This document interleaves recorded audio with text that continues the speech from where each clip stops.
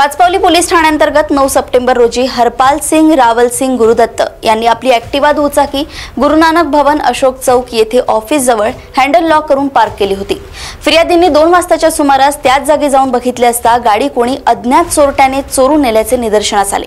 Pachpaoli police ठाण्यात गुन्हा नोंदवण्यात आला होता। पोलिसांना तांत्रिक माहितीच्या आधारे व गुप्त बातमीदारांनी दिलेल्या विश्वसनीय माहितीवरून आरोपीचा शोध घेण्यास यश आले आहे। आरोपीकडून 2 दुचाक्या असा एकूण 1,60,000चा मुद्देमाल जप्त करण्यात आलाय। 9 तारखेला चोरी झाल्याची घटनाची माहिती 12 तारखेला मिळाली। ज्या दिवशी एफआयआर केलं त्याच दिवशी डीबीने सीसीटीव्ही कॅमेऱ्यावर चेक केलं। संशयित जे फिरणारे आहे त्यांना चेक केलं तर एक नशेत राहणार चिंटू सिंग चरण सिंग राजपूत हा दारूच्या नशेचा सवयीचा असलेला माणूस, त्यांनी 2 गाडी त्याला ताब्यात घेतलं।